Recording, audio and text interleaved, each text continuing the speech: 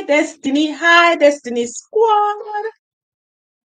How are you doing, guys? In this video, I'll be telling you not five, no, not 10, not 15, nope, 20 20 things that you can do to actually save during the recession. When I say save, things that we can do to actually, reduce the effects of the recession. Because we know that we are all going through a recession. So anything that you can do to actually save is something that is good. So I'm going to tell you 20 things or 20 ways that you can actually save during the recession. But before I actually start telling you the list that I actually have, I should say only this morning I actually heard where the mayor of London, something really, really good. The mayor of London, Don, actually has announced an emergency school meal scheme for all primary school students in London. So what he's saying is that all primary school students will actually start getting free meals. The only bad thing is that it's not going to take effect until September. That one thing, it's not going to take effect until September. And number two, he is hoping, and I'm hoping as well, that other mayors from the other cities will actually follow suit. So he actually came up with this scheme to ease the effect of the recession because you know that everybody is feeling the pinch. So, anything to save money is a step in the right direction. But I actually have a list of 20 things that we can also do. So I'm going to go through the list, and where necessary, I'm just going to stop and I'm going to elaborate on each point. So, number one, create a budget and stick to it. So, you know that money is tight. So, when you get your salary each month, instead of just going out and spending, what you're going to do is to ensure that you start making a budget that is for people who have not been doing that. Number two, eat out less if applicable. So if you know that you are this type of person who likes to eat out, right? Or nowadays in the UK, we have what is known as Uber Eats. So you don't even need to go into the restaurants anymore, neither the fast food places anymore. You can have it delivered to your door. So I know that it is so tempting and we are very, very busy as well. But if you're going to start saving during the recession, then one thing that you can do is actually stop eating out less. And instead, so this is number three, what you can do is to cook in bulk instead. So, like over the weekend when you actually have some time, instead of just cooking those little one evening pots, what you're going to do is just cook enough that can last you like 3 days or enough that can last you for the week based on how your appetite works. Or if you want to actually top it up by ordering a takeaway during the week, at least that's not going to be a lot. So you would still be saving money. Four, search for family and multi-pack deals, right? So that's one way that you can actually save money.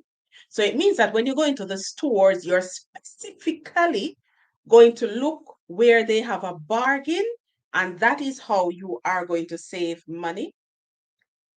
Five, plan your shopping wisely. Now, this is something that is going to be really, really helpful. So when we say plan your shopping wisely, this is something that I have been teaching my economic students. This is something that I've been teaching my business students as well. Because, we were trying to figure out why is it that some supermarkets are actually doing better than others. So I have actually said it that consumers are getting very, very wise. So consumers no longer just walk into a supermarket and out of, because of loyalty, they continue to spend their money in that supermarket. You will have a few people who will just be loyal to one supermarket. But nowadays, what is happening is that consumers are shopping around.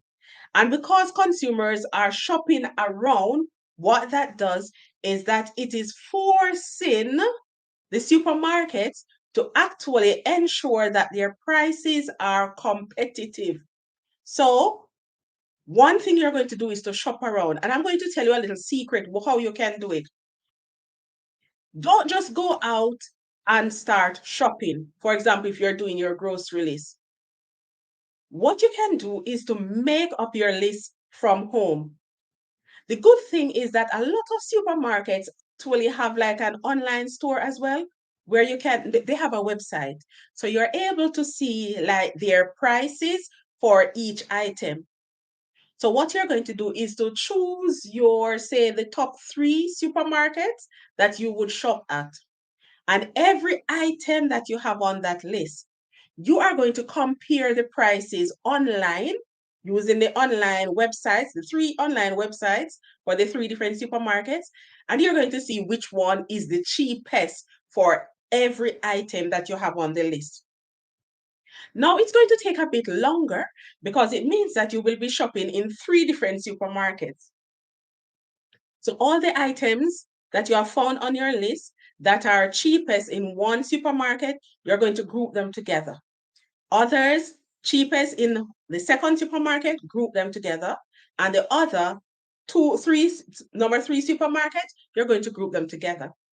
So when you go into the first supermarket, you know the items that you're going to choose from that supermarket. Yes, this is how consumers are actually outsmarting the supermarkets.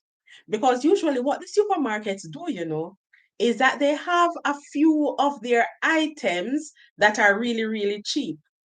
So what the consumers normally do is that, okay, when they're shopping, once they buck up on something that is cheap, they just stay in that supermarket and they do all their shopping, not knowing that where they are paying cheap on one item, that same supermarket has actually increased the price on some other product in the supermarket. So when you think that you are getting a bargain, actually, it is not a bargain. But like I have said, consumers are getting savvy, they are getting smart, so they are now shopping around. So you learned that from me. Shop around. That is how you can ensure that your food bill goes down. So that's one way of shopping, of actually saving some money during the recession. The next one that you can do, number 6, eliminate as much debt as you can during the recession and always, especially when it comes on to credit card debts, because you know that the longer you take to pay off your credit card, the more interest that it's going to incur. Now, having a credit card is really, really important because it enables you to build your credit, where you're taking credit, you show that you're able to pay it back and stuff. So it is building your credit. So you actually need, a credit card. But what you can do, the smart way of doing that is that you pay off your credit card in full at the end of every month. So, yes, because you need to build your credit, it means that you need to be spending money on that credit card. So, what you can do, you spend money on the credit card right throughout the month. And when it comes to the end of the month, you actually pay off all that money that you have spent during the month. What does that do? It keeps the interest down, plus it is doing the purpose of building your credit. So, yeah, that's one way of doing it. 7, Take the bus or the train to work, or consider carpooling with friends and acquaintances. So, for a lot of people, when you actually travel by public transportation, it should be cheaper. Nowadays, we are not sure if it is cheaper, but it should be cheaper. That's, because public transportation is subsidized by the government always.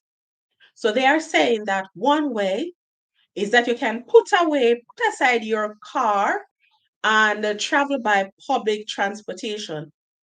Now, I know that some people really don't like to take public transportation. So another way of doing that is by carpooling. So one person will be responsible for picking up, everybody in a certain community. Say three of you, four of you travel. One person does that one day, another person does it another day, another person, and so forth. So instead of you have 5 cars going to the same place 5 days per week, 5 cars, because each person individually driving their own car. One way to save money is by carpooling. 8, rent out your spare room if you have one. So if you have a spare room, nowadays, actually, you can actually rent it out. The good thing is that you have so many different type of rentals. So you will always have like business people actually coming in just for one night where they want a stay.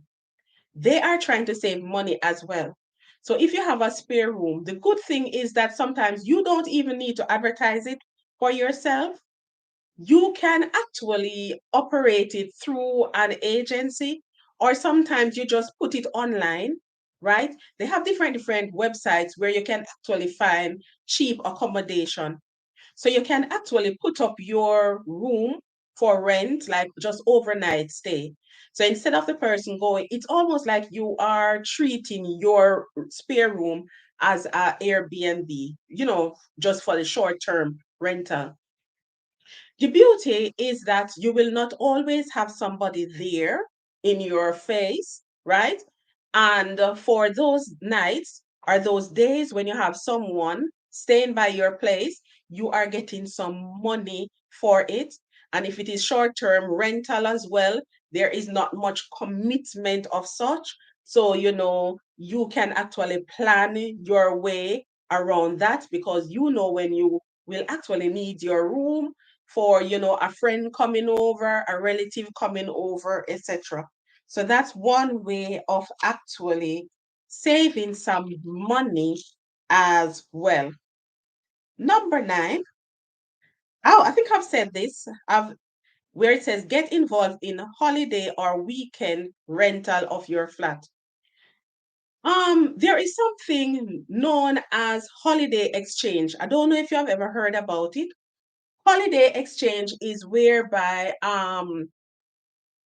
you arrange with another family from a different location, could be a different city. In some cases, it's from a different country altogether. You arrange so that they come to stay at your flat and you go to stay at their flat, and it's like an exchange just for the holidays. So by doing that, you are saving on not having to spend money for a hotel, for your hotel accommodation. And the other family is also saving as well. So, yes, they actually have, it's almost like a holiday exchange, put it that way. So, yes, that's one way of actually doing that. You have to be careful with that one as well. I would say if I was doing that, I would arrange it through an agency, right? So that the person, you don't even need to meet the person, right? All that would happen is that the agreement would be made through the agency when you know that you need to vacate your place, and the other person will know that they need to vacate their place so that you can take up short-term residency in their place, and they take up short-term residency in your place as well. The good thing is that you're making some money and at the same time you're having going on a holiday as well. So it's like a win-win situation. People have been doing that for a long time, but now during the recession, you're getting ideas as to how you can actually, make some money as well. Sometimes you don't even have to be going on holidays. So, for example, you know that you could stay by your relative for the weekend, for 1 week, 2 week, then you could still offer your home as a little Airbnb as well. 10, turn your hobby into a business. So, you have a lot of people who like to bake, a lot of people who can make jewelry, etc. What they're saying is that instead of just making it and you're wearing out everything or you're just gifting it to people around you, now you can actually make it with a purpose and actually, start a little business just out of your hobby. A lot of people do that. 11, you can do private tutoring, mentoring, guest presenting at events as well. So if you know that you have a talent, you have a skill, you can offer that, offer your services, and you can make money for that as well. Now you may ask, how would I locate people who are interested? Trust me, everything is online. And on top of that, you can actually just make up some business cards, post them through people's door as well, so that it's like you're advertising yourself. Okay? So private tutoring, mentoring, guest presenting at events. 12, take on a second job that fits around your main job. So a lot of people have actually done that one where they are working not one job, sometimes two jobs. In some cases, they're actually working three jobs because they actually want some more money because we're going through a recession. So it is difficult for everybody. Number 13, socialize with your friends at home. So, a lot of people like to go to the club like every weekend. They're saying in order to save money, what you can do is the same friends you are catering for, but instead of you socializing at a club, what you can do is to buy the alcohol, if it's alcohol that you would normally have, or finger food, you can buy them at the supermarket. And instead of going to the club or anything like that, you arrange so that you take turns going to each friend's home. So, like for example, this week I will meet up at May's house. Everybody knows that they're meeting up at May's house. May could be the one providing all the snack for that evening, or everybody could agree to take a snack, alcohol when they're going to May's house. The other week, you choose another friend, and so forth. By doing it that way, you are still socializing because a lot of people actually work hard. So you actually need to have some fun as well to let your hair down. So that's one way of actually doing it to in a way where you're able to save some money during the recession. Number 14, a lot of jobs actually are, they actually are forced to lay people off during the recession. What you can do is to make yourself indispensable. You are going to prove yourself to be such an asset to the company so that when it comes to time, if your company should ever have to consider, laying people off, then you know that you will not be one of the persons who will be laid off. So that's one way of doing it. 15, get rid of your private mortgage insurance. That is known as PMI. So usually when you take out a mortgage, you are sorry, sorry, it's like compulsory that you take out a little insurance. But what a lot of people don't know, or they forgot to cancel, is that you can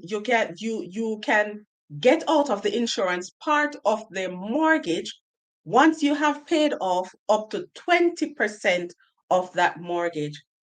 So some people tend to forget. So when they get to that 20%, when they have paid off 20% of that mortgage, they still have the insurance going, not remembering that actually they can stop paying the insurance part of the mortgage. Now, instead, what you can do, that same money that you will be paying for the PMI, which is the private mortgage insurance, what you can do is that you can use that money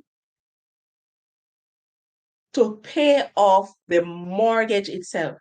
So instead of you paying that money for the insurance only, that is not taking off any money out of your mortgage, what you can do is pay it towards your mortgage instead and stop your PMI. Okay, so those are some of the ways that you can actually save you can actually save during the recession. Number 16, reduce your energy cost. Well, a lot of us, perhaps all over the world, I'm going to say, yeah, all over the world, is actually going through this energy soaring prices, right? So you realize that you're paying a lot for your light bill, you're paying a lot for your gas bill, etc. Now, what they're saying is that you have to make a conscious effort to reduce the cost of your energy bill. And there are some things that you can do to actually save energy. And those are some of the things that we're going to look at as well. So in trying to save on your energy bill, what you can do is to get into the habit of turning off lights that you are not using. So no more can you say that you don't have to keep all lights on in the house. As soon as you go into a room, you use the light, you finish using the light, you're leaving the room, just switch off that light as well. That's one way of actually saving money on energy costs as well. A lot of people, when you're turning things off, another way of saving on the energy bill as well, when you're turning off appliances and everything, just turn them off from the socket itself to stop the electricity still flowing thing. In cold countries as well, well, luckily a lot of us are at the tail end of winter nowadays. But if you are cold, instead of keeping your heat, the heating going for the whole night, for the whole day, instead what you can do is to layer up, right? So wear layers of clothing so that it keeps your body warm, where you do not have to constantly keep your heater on. Still under reducing energy costs, unplug phone chargers. So sometimes you tend to think that, okay, it doesn't burn a lot of current, but remember that every little helps. So if you do simple things, sorry, like turning off the light, like unplugging your phone charger, what you will find is that gradually, every little that you save is going to make a difference when you put them together. Do not leave things on standby. That's what I was saying. Switch things off from the socket itself. Compare the prices of different suppliers. So I can tell you that when it comes on to like your energy bill, your utility bills, you have to tell yourself that loyalty is dead, right? So it doesn't mean that because that person, sorry, that energy company was always offering you a good price, it doesn't mean that you should not still shop around. Ensure that you're always shopping around, especially if your contract is coming to an end. Shop around because the energy companies, I tend to find that they are very competitive. They're competing for customers. So you will always be able to find better deals as you go along, right? Don't panic. So this is just a word of advice. Do not panic if your supplier goes bust. Because, sometimes the recession, you have to remember that it is affecting everybody. So, of course, some of these companies will go into administration. So they are saying, look, if your company should go bust and you actually had some credit, left with them, do not panic. The company that takes over will automatically enable you to get back the credit that you had going. Right? So number 16 was quite a lot to save money, right? When it comes on to your energy cost. Number 17, consider getting a cheaper mobile phone contract if your current contract is coming to an end. So yes, you do have some people who they actually change their phone like every year, right? If you are looking to save money, you're going to shop around for deals, the best deals that is going to provide the type of service that you want. Shop around when it comes on to mobile phones because that's one area that you can actually save money as well. And if you are still struggling, we know that the mobile phone is very, very important because that is how you keep in touch with everybody. That is how you can hear about jobs and so forth. So if you're still struggling, sometimes when you have like the contract phones, what you can do is that you can enter into like a payment plan with the supplier itself. So it says change your bill date. So for some people, I do it. For me, I ensure that all my bills, my expenses are taken out on a specific date of the month. And that is because I know when money is going, when my salary is going to be in my account. So if you are like that and you want to ensure, because remember, you want to ensure that your credit stays good. So each time that a bill is returned unpaid, right, through your bank, it affects your credit. So to minimize that happening, ensure that the date that you have actually chosen. A lot of the companies will give you a particular date, but you know when your salary hits your bank. So if you want to ensure that you never ever find yourself in a situation where a bill is going to be returned unpaid, then of course ensure that bills are taken from your account after your salary has hit your account. Lower your spending cap. Still talking about mobile phones, right? So some of the plans where you can actually increase like additional services for the month.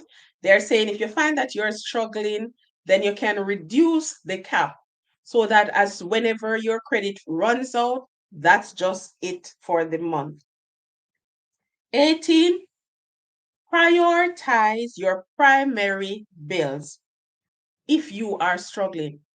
So if you are struggling, every company, I know that in the UK it is the law. There are some bills that are primary bills. Those are like your priority bills, where it doesn't matter who you owe money, your loan or anything like that. they say that you must take care of those primary bills first.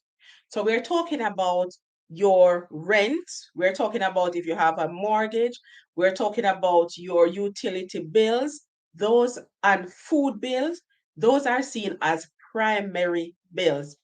So any company that you run into arrears with, when they are setting up like a repayment plan, they are going to ask you to provide evidence of how much money you actual of your savings or of your salary actually go towards the primary bills, which are the main bills.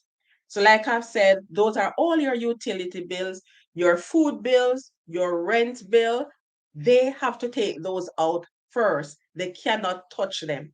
So any repayment plan that they are going to make is going to be centered around what is remained after they have calculated how much your primary bills come up to. 19, if you are really struggling, so they are saying, look, if even after you have tried to save some money, because let us face it, sometimes you only have to listen to how many companies are up to, or how many people are taking industrial action. And that is because of inflation, because their salary is not enough to actually cover the expenses that they have. So they are saying, if after you have tried to save in every area, if you are still struggling, there are certain companies, government companies, that are set up to actually help you to work through your bills, and they will actually help. In the UK, it is known as Citizens Advice Bureau. I don't know what it is called in the different countries. So that is like a government building, a government entity where you can go in if you're struggling with your bills, right? You can go in and they will help you to work with anybody who you owe, any of the companies that you owe. They will help you to work out a repayment plan. A lot of companies will actually agree to a repayment plan because if they don't agree to the repayment plan, then it's almost like they are saying that they will bear the losses. So it's better, you always hear that half a loaf is better than no bread. So the for you to actually be paying them a smaller amount than was originally agreed than for you not to be able to pay them any at all. You will still be paying off your debt. It just means that it's going to take longer for you to clear your debt. So remember, if the worst comes to the worst, visit the government office that is set up to help you to work through your finances, no matter how small it is. If you are still struggling, so if you notice, I started by saying how you can save, right? And when you go to like the government offices to help you to work through your finances, that is you prioritizing your health. So rather than you staying home and be worrying about all those unpaid bills to the point where you cannot open your door because every time you hear a knock, you are wondering if it's the creditors coming to actually, try to get their money off you. So rather than stressing yourself, go to those companies. And by doing that, you are prioritizing your health, your mental health. Number 20, if you are still struggling, I don't know what it is called in different countries, but I know that in the UK, you have what is known as food bank. So I can actually go to these places and get, I think most of it is going to be like canned food, right? So, yes, you can go to the food bank, get some food, because remember, if you go to the food bank and you get like a container with different food, different goodies in it, then it means that when you go to the supermarket, you do not need to pick those up. So remember, there is always a way. If you run short on clothes as well, remember that you have charity shops as well. So in the short term, if you cannot afford to buy clothes new, you can go to the charity shops, and that's one way of actually saving money as well. Okay, so these are the 20 ways that things that you can actually do to save some money and to actually see yourself through this recession, because the recession is going to affect everybody. Now, if you think of any other way, what I want you to do is to just write it in the comment section so that others can see it. Because remember, with the Destiny's family, it's all about sharing information, it's all about educating each other as well. Thank you so much for watching this video. I hope that you have learned something. And if you have not yet subscribed to this channel, go ahead, do so. Thank you so much for watching this video, and all the best, guys. Enjoy the rest of your week. Thank you. Bye.